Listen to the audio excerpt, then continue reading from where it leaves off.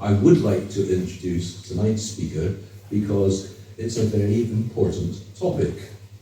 And we've got the very best person that we can get to talk on it. It's about place names. Because our place names are our identity. Just like everyone's own name is their identity. Lose your name, and we know through scams and so on how possible that is, then you lose your identity. And so with names like the Grant Arms, well, it tells a story, and a lot of stories. And for those who want to research it, it goes right back to when it was a linen manufactory and so on. So we've got a wonderful collection of place names around here. Many of them round and about are in Gaelic, which several of us have a clue how to pronounce, don't appreciate what they mean, don't know anything about it. So we've said, who do we know who's a specialist in Gaelic and place names and pronunciation and the language, and who's got years and years of experience in teaching other people and so on? Neil Macgregor. And here he is, ladies and gentlemen, in person.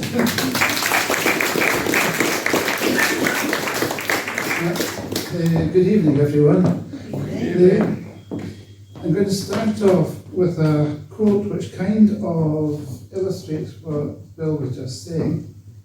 It was written by the Minister of Abernethy in the Old Statistical Account in the 1790s. And he sets out the place of Gaelic language and culture in Strathspey at that time. And he said, the common living language of the people in which they converse, do their business, and are instructed is the Gaelic, and the names of the places are all Gaelic ones.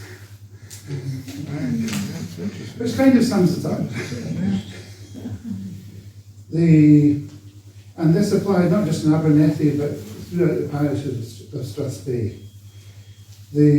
Of course, by the 1790s, we had a new town, Granton. And towns in Gaelic have never been a particularly happy mixture. So Granton was probably the first sort of bite of English, or maybe Scots, since quite a lot of folk came from Aberdeenshire and so on to Granton, into a Gaelic-speaking area here. So it's if we go back, the Gaelic became the language of power in Scotland around about 900 AD. Basically you had the Scots in Dalriada, Argyll, and they by various means took over what we would think of Scotland north of Forth and Clyde in the 900s.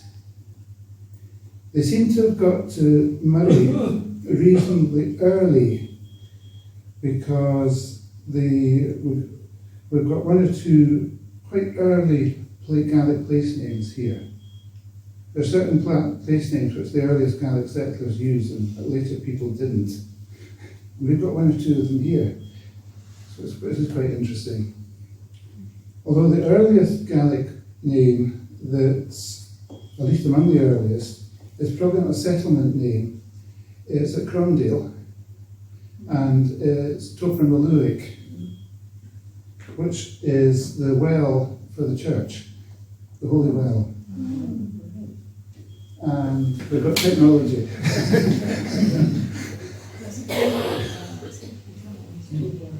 Topper Maluic.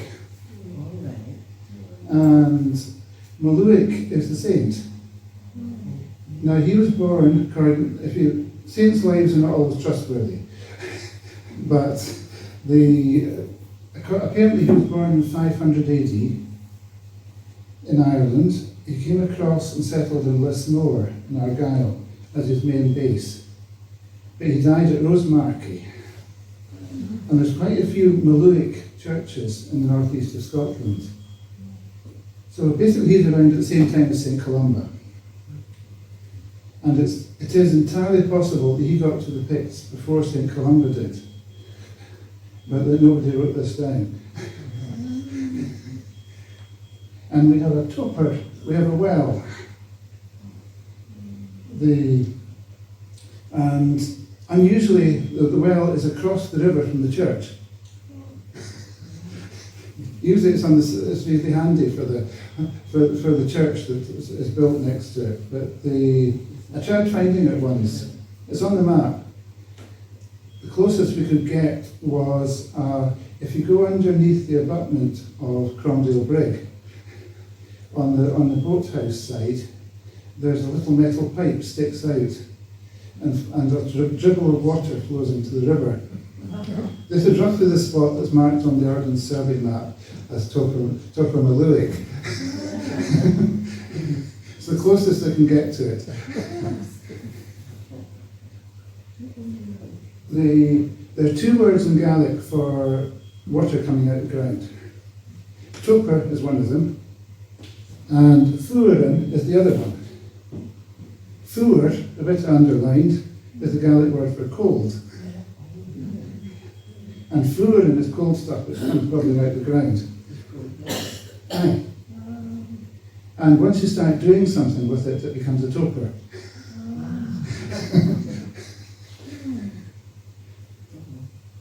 Whether it's a holy well or the well that supplies your house or whatever.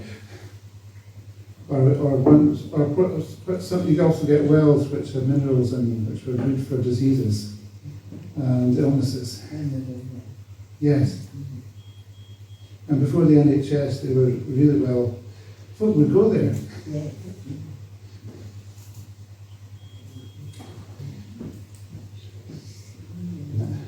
Just say it, and it will be right. Shlee and the Ferrin. Excellent. One of the beauties of a lot of the Ordnance Survey versions of Gaelic names is that the surveyors were not Gaelic speakers, generally. But they were quite good at writing down what they heard. So they might not be in Gaelic spelling, but they do sound like the Gaelic.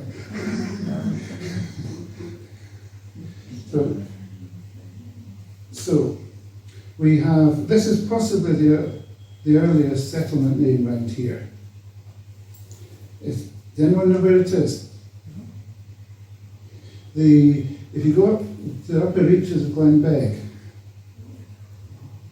and you go over, as if you're going over to Duthel and Achnahannet,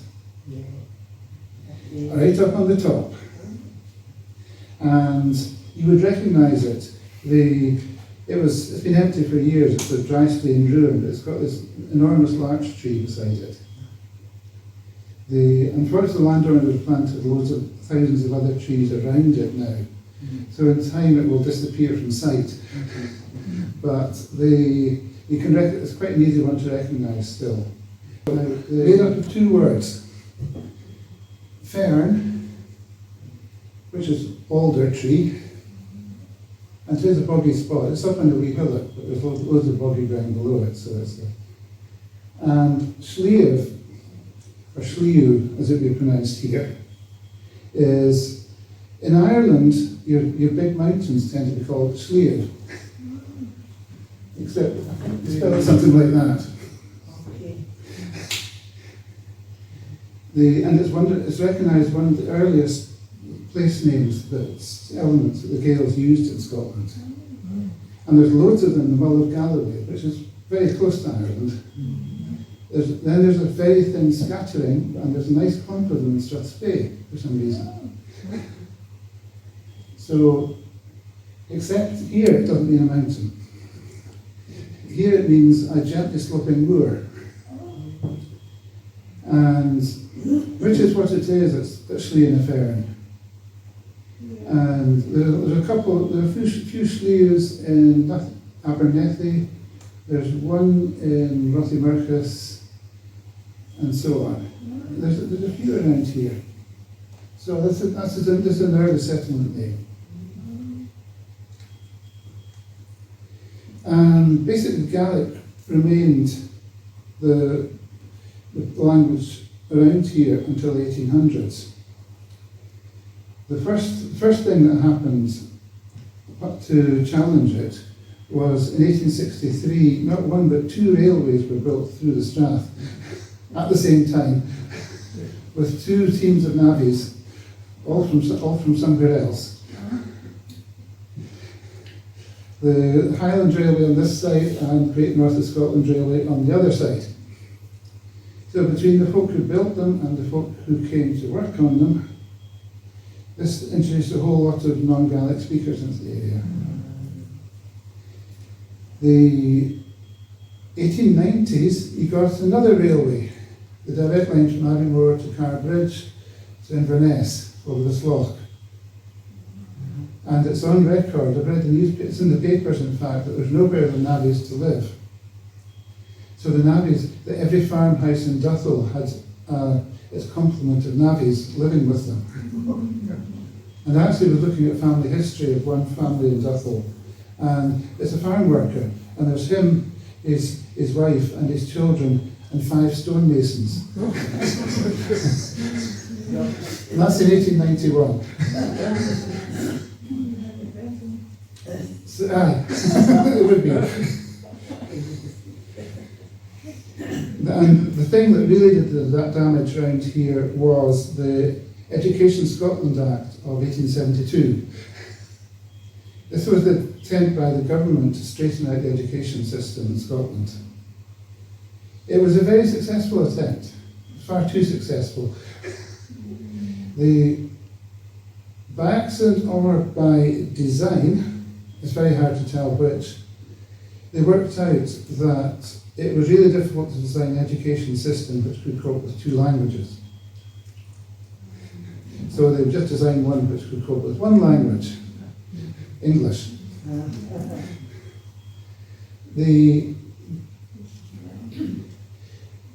So what happened was they didn't ban Gaelic. Some folks say that. They didn't. They did something much more effective. What happens if you ban something? Yes, folk want more of it. So they were much more effective. They simply didn't mention it. And the authority of schoolmasters, who were next to ministers and Dowager Countess of Seafield in authority at the time. And she was really powerful because there's a Robert Bruce Lockhart quote about said every house in Strathspey, he's talking about the 1890s, has 2 portraits, Queen Victoria and Dowager Countess of Seafield, and everyone knows who is the more important. And it wasn't Queen Victoria. This had dire effects on the passing on of Gaelic, and it's the reason there's so few Gaelic, such a small amount of Gaelic left in this area. Because basically the new supply of Gaelic speakers was cut off. Apart from a few families who went against the authority of the schoolmaster and kept speaking Gaelic to their children. There's a Gaelic poet called Derek Thompson, and he just died in recent years, but he wrote a poem on the centenary of the Education Act. And it opens, Ciat bliain is skull is shin in our Gael hast. 100 years of schooling and we are still Gaels.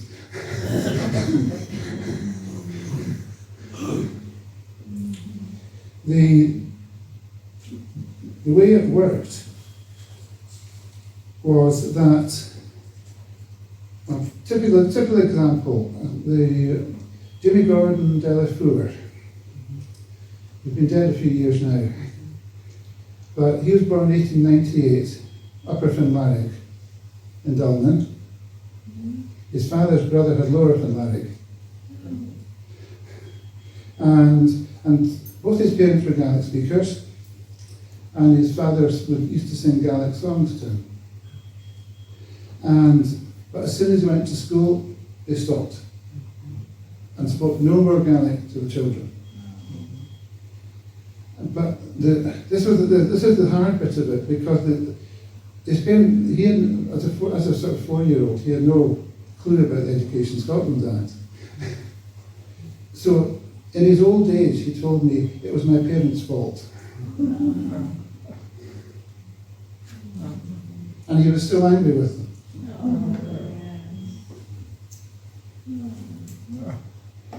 The other folk, didn't stop folk picking up, children picking up Gaelic. I've spoken to folk, older generations of over about 40 years in this area, and found quite a few folk who didn't know any Gaelic except swear words. Because it became a secret language, but they could tell when someone was swearing. Or the Cruikshank at Balmena, she's probably not around anymore. No, this was in 1991, she told me this. She said, she grew up at Balmena. She said, my grandmother spoke Gaelic, but I never picked it up. I remember when I was very small, the two grannies were there, and they went to my mother and said, they're either talking about you or me. Said, how do you know that? She said. Well, they're talking about Kirsten. And she said, I don't know how I found out the Gaelic for my name was Kirsten. But what generally happened was that, of course, the folk who were already around in 1872 kept speaking Gaelic, but mostly amongst themselves. But the trouble is, by the 1950s, there was not so many of them left around. And by the 1980s, when I started going around, there was even fewer of them left around. So, the one place around here which kept Gaelic as a community language was the Dava. And it was a good growing Gaelic community right up to the 1950s. And several folk told me this. This is what Eddie Calder, who grew up at Dava Station, told me. He said, a lot of the Dava people would speak it. Cairo, Chirrimore, Wockanai, all that places. They could all talk Gaelic. Nearly all the time they were talking Gaelic, always among themselves. But of course, there isn't even any people in the Dava, or barely any people in the Dava now, let alone any Gaelic. So that's kind of the background to it. This makes it kind of hard with some of the place names now, because if you've got even a bit of one or two folk around who know the Gaelic pronunciation for the names, an awful lot of things become clear. But if there's no one around, then you're kind of relying on documentary sources, and they're not always the most helpful, or you have to know how to read them. So if we look at the Strath in general,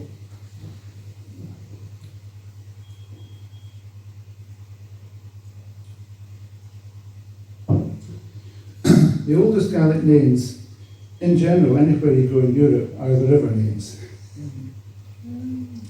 And you get folk arguing about, are these pre-Celtic, are they early Celtic, etc.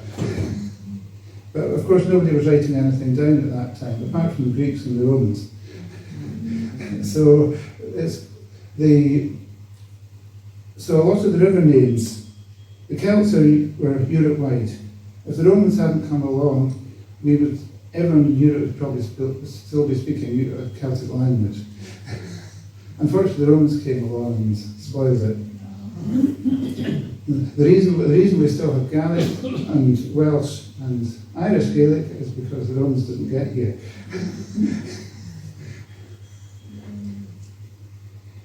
So the Spey and the Spian sound very similar.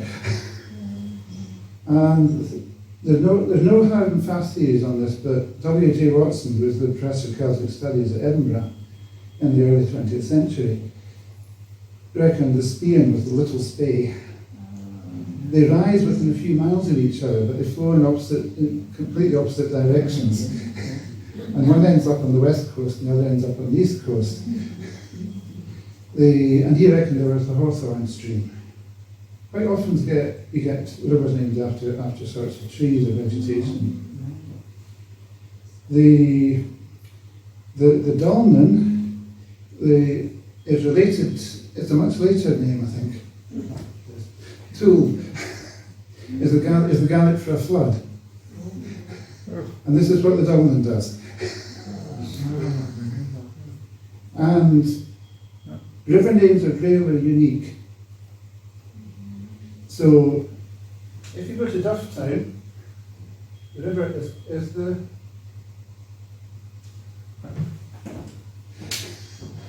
Dullin. And I suspect it's the same name. Dullin. I don't know enough about the Dullin to know, Glendronach, to know if it's infamous for its floods. But I suspect it's the same thing. The Anne is an interesting one because one of the most common river names, not just in Britain, but we find it across Europe, is Avon.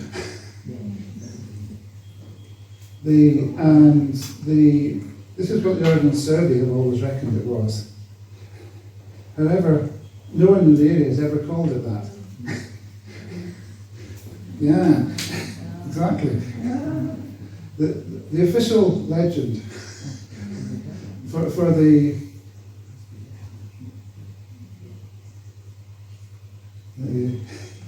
official legend for why it's called the Anne is that it's the A-een.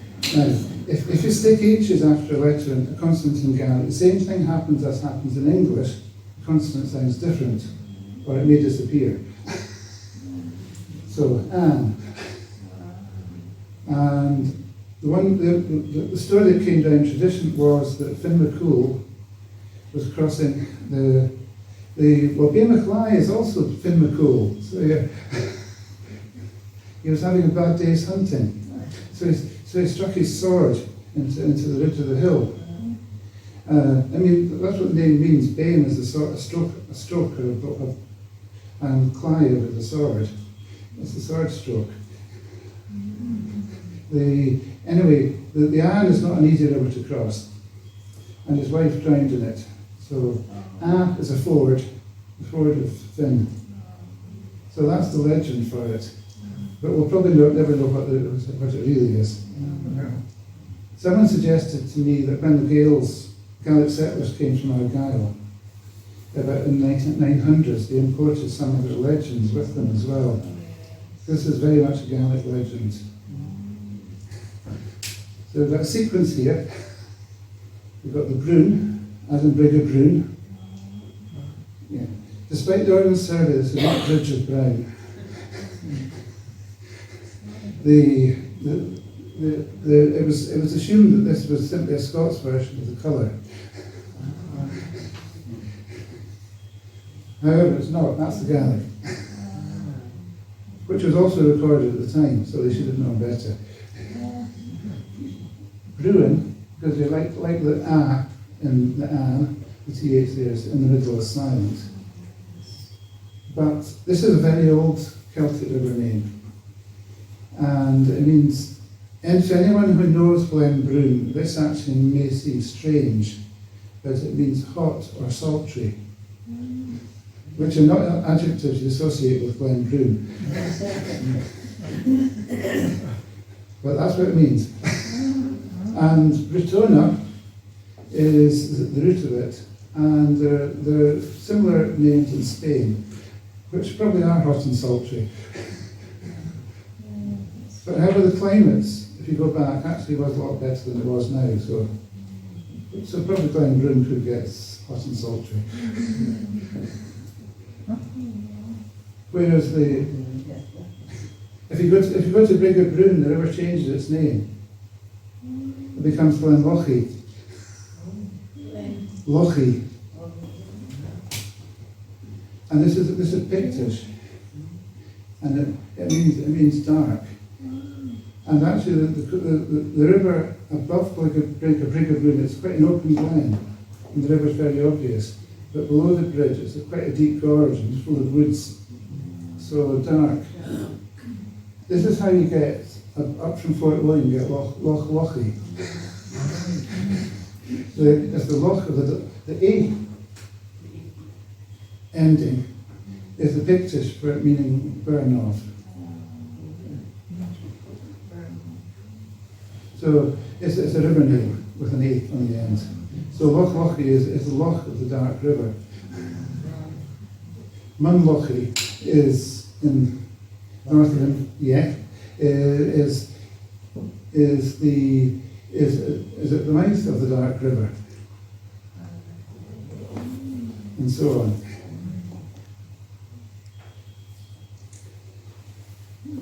The Nethy is the clear, pure stream. And it's not the only one in Scotland. There's Abernethy near Perth. And there's also Cambusnethan in Lanarkshire.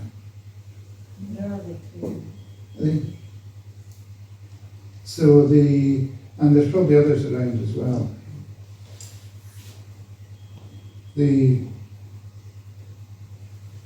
Then you get the parish names. So if you've got the Nethy, you stick a Pictish word for the mouth of the river on the front of it, and you get Abernethy.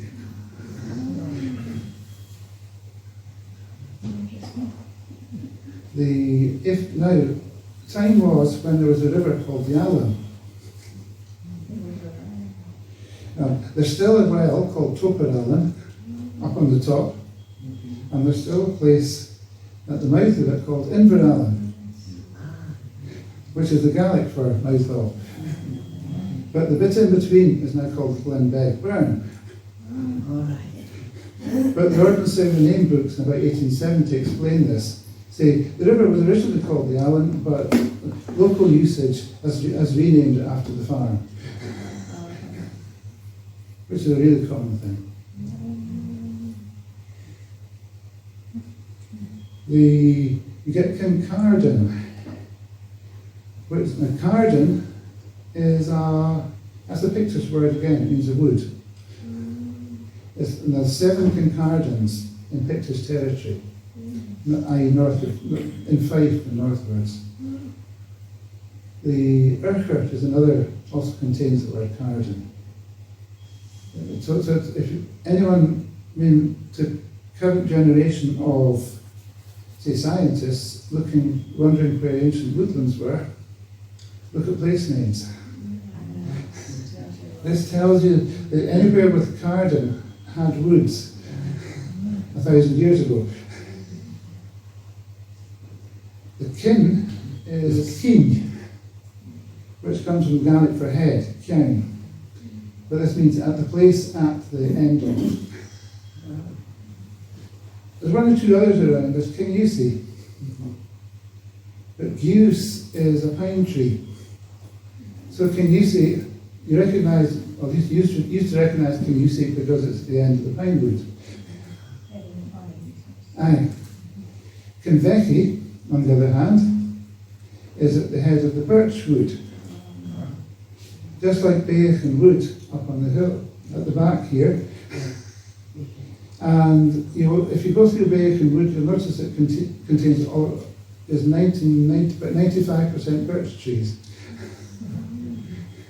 But presumably the woods around it were not. And that's how you would recognise it.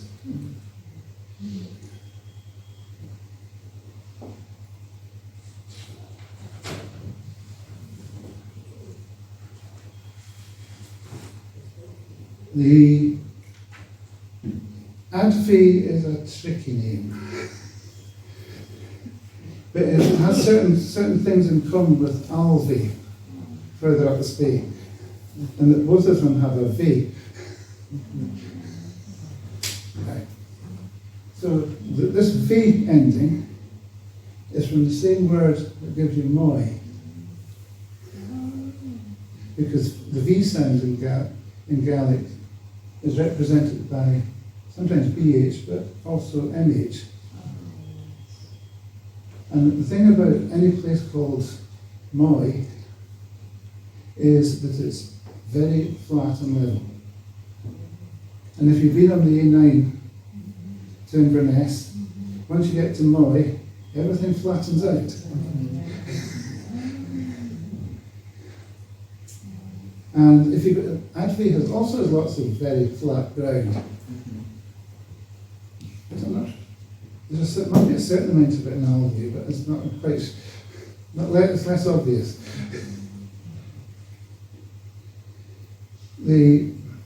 And the other word around here which tells you that you've got really flat ground is dal. Dal. Yes, as in Bal and Dala, and so on. What's a bal? So this gives you all these dal names. So the Ordnance Survey called the flat ground in Advie the Dale of Advie. And it's covered with farms that start with D-E-L or D-A-L. Yes, aye. Now, in modern terms and in estate agents' terms, never buy a house that's called that. Because the meaning of Dal is floodplain.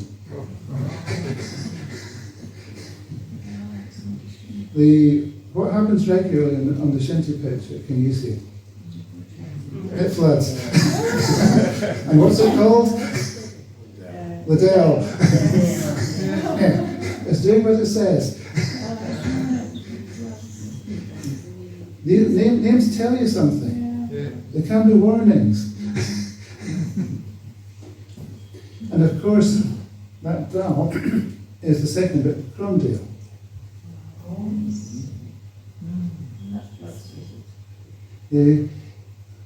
Not so much, but it can, aye, yes. Aye, it does, aye. But the crown bit means bent, because of that really big bench where the church is.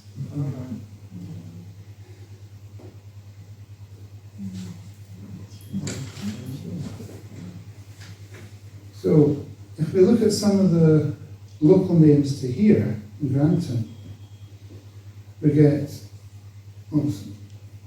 Gaelic for Granton, Balnagraintuch. So that contains Alan, or in Strathspey, but they don't like having a stray vowel on the end of a word. Bal. Aye.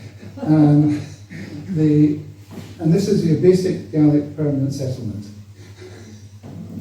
It can be anything from 2 houses to a major city. Nothing to do with size. But it means people live here all year round. And there are lots of farms, Bal, whatever. Ballivord, Balnaclash, Ballantor. You can go on. We also have Bain. This comes through as Ben. This is a reasonably... The thing about Gaelic place name elements is they're extremely specific. Ben is probably one of the least specific. It basically means a hill that's vaguely pointy. It's up on the...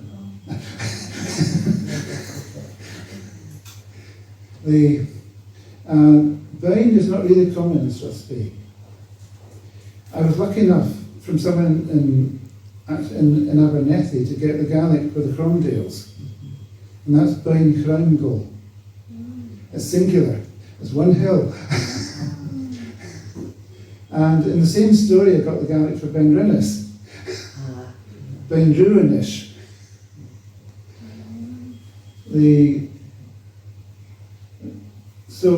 But we have a hotel in the High Street.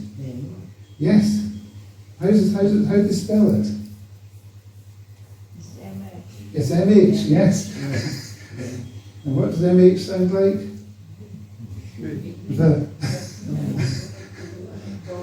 Benvor. It should be pronounced, but that's long gone. The actual Benvor at the back of Glenbeigh is not the world's most spectacular hill.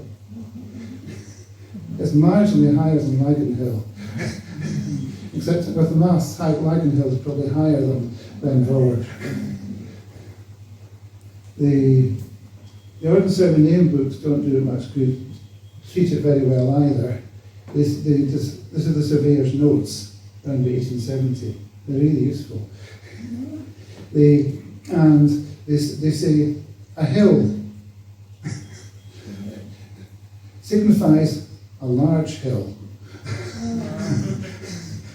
It's the main thing I have to say about it is the parish boundary between Duthel and Inverallen is along the top of it. That's its main purpose.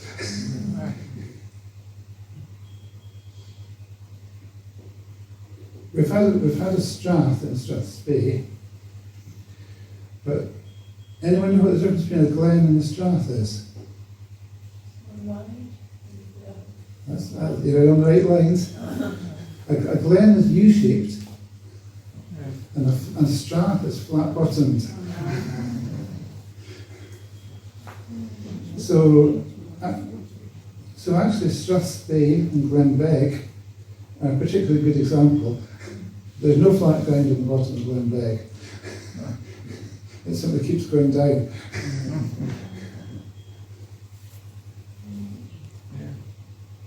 Beck, of course, is the opposite of Moor.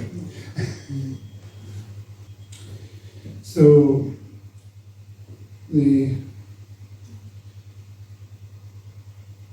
what about the burn that flows down the side of Seafield Avenue? What's it called? Kylantra.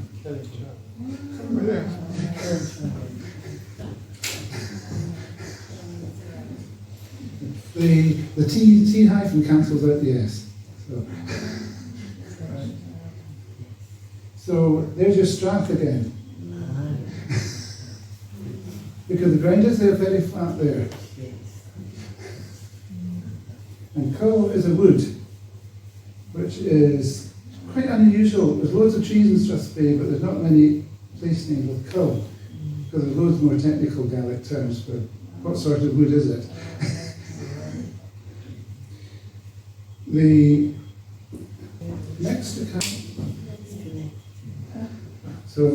so if you carry on past Kylantra, you get to Dreggy. Now, various theories for this. The one that turns up most commonly is it's a thorny place. The trouble with that is that Dreggy has a hard G, and the GH in Drayan is not sounded. And it's actually a really common place name element. It turns up in names like Inchdrain, or Drainoch, or whatever. And it never turns up with a hard G. I haven't worked out what it means, but I know what it is. Now, and the key to it was actually a part of Inverness that used to be right on the edge of the city, but is no longer. They called Drakeys. And the S, of course, is an English plural, so forget that. Fortunately, Timothy Pont in 1590, who did the first proper maps of Scotland, mapped what became Drakeys. Dreggy. Right. Now, the oldest version of Dreggy is 1357, and it's Kildreggy. Now, look at Kylantra. I think it's another wood. And that slope is below Dreggy's. If you look at the wood, it's definitely ancient woodland. I mean, it's all hazel and birch and that stuff. We have two competing names going on around there, depending on who the house builder is. Dulicht and Dulicht. Dulicht, you're right. Now, they are the same name. The Dulicht form is actually the one that the Ordnance Survey put on the map in the 1860s. But it's where they put it on the map that's interesting. So they're building houses down there, and they're calling them Dulicht. Dulicht is not down there. Dulicht is up here. The name has shifted. And the 1809 spelling, which is really the most useful one, Dudeleicht. So if something's do, what is it? Lag, yes. Gleich, a dictionary would tell you, it means a hollow. It's a very particular sort of hollow. And actually, I spotted, before I checked it this afternoon, and found it.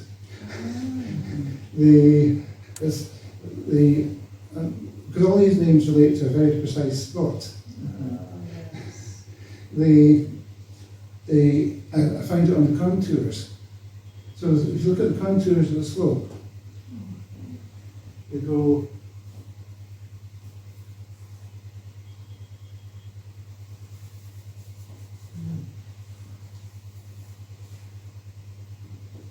and so it's not a straight slope, it's got a flat bit halfway up it. And if you want to see it, it's just, you can look up left of the road, just at the first hairpin bend. It's a steep slope below, steep slope above, but suddenly it goes flat. And the gleich is always a hollow halfway up a hill. I've tried this on various farmers in various parts of these highlands, and the common agreement is you have to go up to get to the gleich. Now, the reason that this gleich might be do, the only one I can think of, it was covered in trees. So it never got the sun.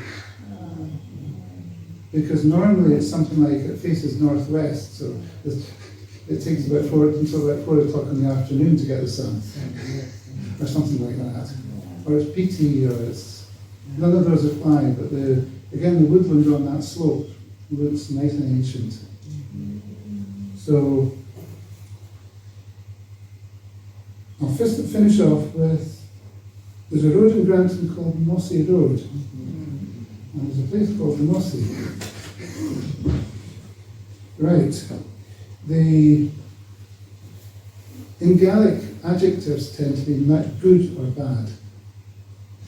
You look up a Gaelic dictionary, and if you look up the dictionary for other languages, you expect, oh right, I'm looking at one word, I'll get one word as an answer. Not with Gaelic. So I'll start with the appropriate one for Mossy. Mossy sounds of it could be Scots. It's not. It's Gaelic. It's Mossach. So the most comprehensive Gaelic dictionary is put together by someone who wasn't a Gael, Edward Dwelly, in 1911. He simply took all the pre-existing Gaelic dictionaries and put them all into one book, funding it himself. And it's served us ever since. So one of his definitions is rough or bristly. So we're looking at the Mossy here rather than Mossy Road, because Mossy Road is the place that's near the Mossy.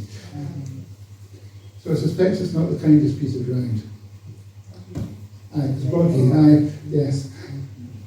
Despite the wishes of housing developers, would you put houses on it? Now, I'll read you just to show you how Gaelic adjectives work. This is the other definitions that Dwelly gives for Mossach. Nasty, filthy, worthless, insignificant, sordid, mean, avaricious, inhospitable.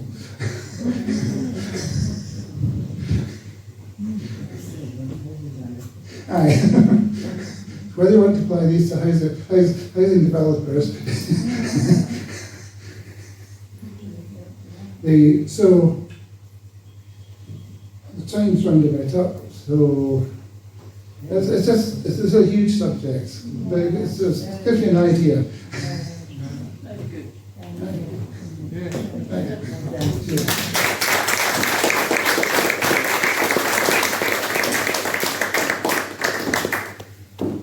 Now, that was interesting and informative and humorous and very relevant and obviously with a huge knowledge at the back of it. And for that, we're enormously grateful. We have time for perhaps one or two general questions, and then I suspect there's a lot of individual questions on what this is or what that is, or what which may or may not, we possibly won't have time for that, but we have a plan. Watch this space. But first of all, I don't know if there are a couple of sort of general questions on Gaelic names and language. There's a chance. Neil, why do you think the Gaelic held on longer in Newton Moor, you know, where they still have a Gaelic medium school, don't they? That came, in a sense, the Gaelic didn't hold on longer there than anywhere else. I think that was the only school that was suitable to put the Gaelic unit. There were certain areas, the Dava around here, Tullach at the back of the Abernethy Forest held on.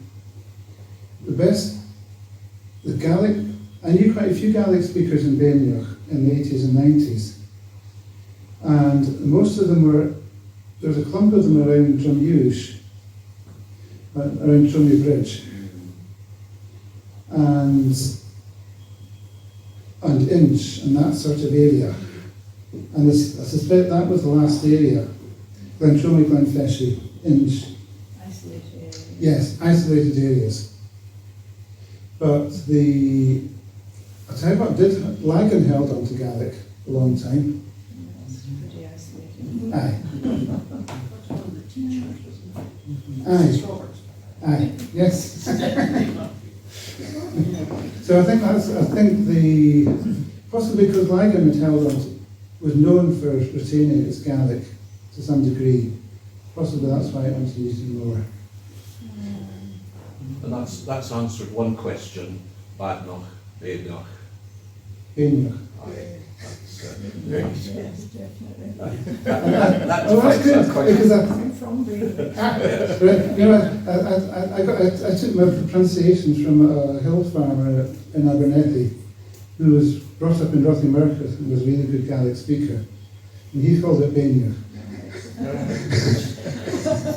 And Frank Macaulay, our first chairman, always calls that, and it seems that half the word was kind of up your nose. Yes, Bainioch. Bainioch. I hadn't thought of that, but it is. Aye. So we can sort out all people that. The other one that I bet we'd better discuss Right. is the woods. Yes. Yes, I forgot that. Yes. So Now- I'm going to leave you with that one. Right. We have this name. Yes. Aye. And there's a wrong way to pronounce it, and there's a right way to pronounce it. And if you do that,